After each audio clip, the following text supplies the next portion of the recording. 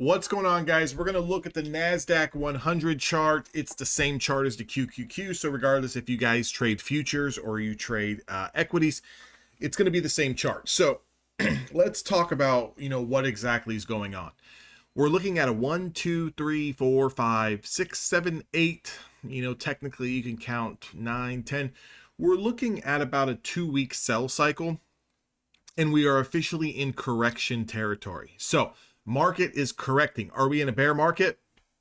Some stocks are. I mean, if you look at, from highs to low on things like AMD, things like Tesla, things like Nvidia, some of those stocks in individual equity names are in their own bear market.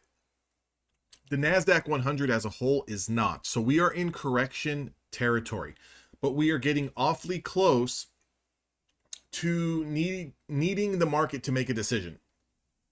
Is that enough of a correction, or are we going to go into what is going to be a bear market? Now, the difference between a correction cycle and a bear market is by far, two different things.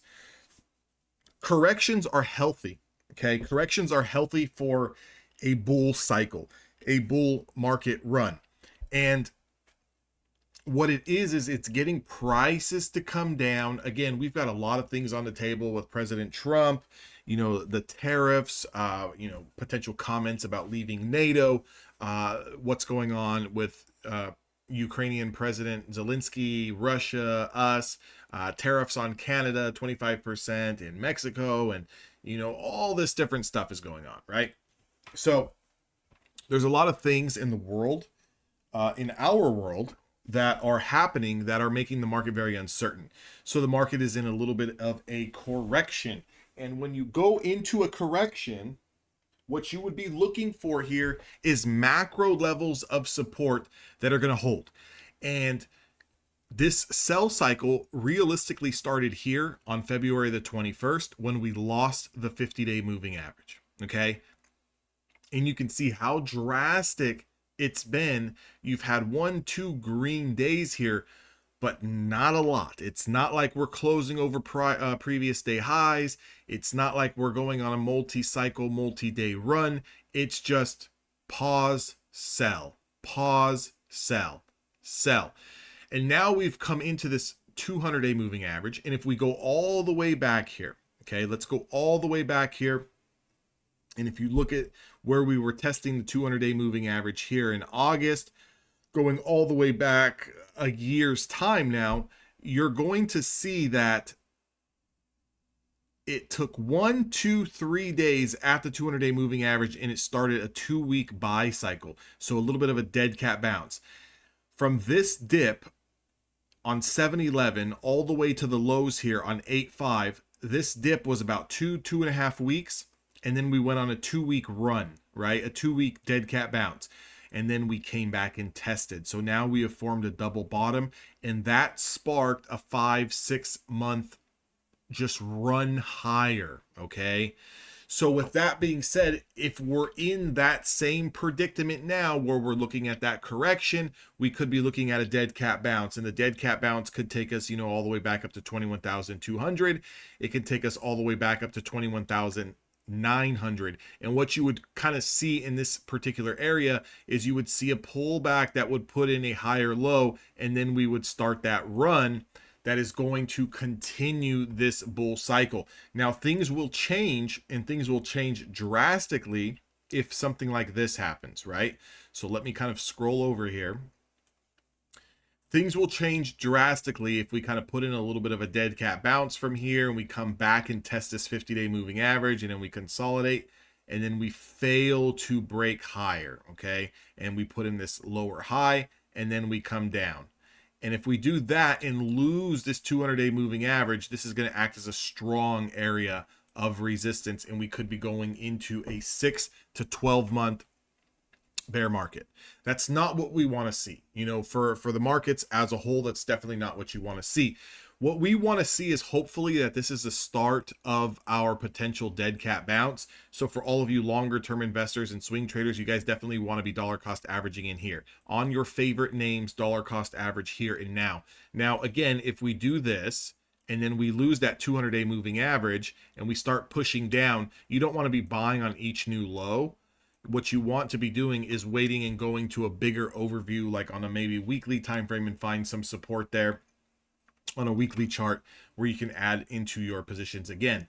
But hopefully that's not the case. Hopefully from here, we're looking at maybe tomorrow a dead cat bounce, and then maybe going into Thursday, Friday, a little bit of a pullback, and hopefully by the end of the week and next week we start to push higher here, creating this upward slope where we put in a higher low and we can kind of get back into at least the 50-day moving average and test that. Now, I would expect once we come into that 50-day moving average, we're going to see another pullback once more, and the market's going to make a decision then and there. And what I think the market is going to do on a timeline wise is I think the month of March is going to be a series of tests for the market. Are we going to go into a deeper correction, aka a bear market cycle that could be lasting the better half of 2025, or was this a good correction and a good consolidation for a continued move higher, so we can see what Trump markets can really do for the bulls?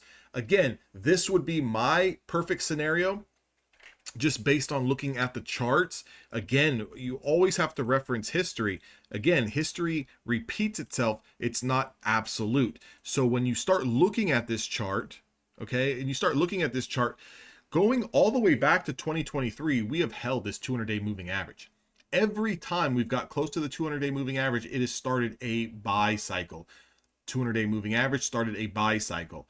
Now we're at this 200-day moving average again. Is it going to start a buy cycle? Again, I don't care if we have to stay down here for another 2, 3, 4, 5 days, as long as we don't start closing below that 200-day moving average and really back testing it, acting as resistance, is okay for me, because this is going to be a prime opportunity here for us to continue to the high side and continue this trend, which is ultimately what all of us really want to see. Now, again, even as a day trader, you can make money long or short, but let's be honest, the sun shines a little brighter when markets are moving higher. The markets are a little bit easier to trade in a bull market cycle versus a bear market cycle. Yes, the volatility is increased in a bear market cycle where you can catch really big moves very quickly to the downside because we take the elevator down, but it's so much range that if you're on the right side of a move, even for a split second, a minute, you can get stopped out and liquidated out of your position. So again, we would rather see this start to consolidate here and start to work its way back up.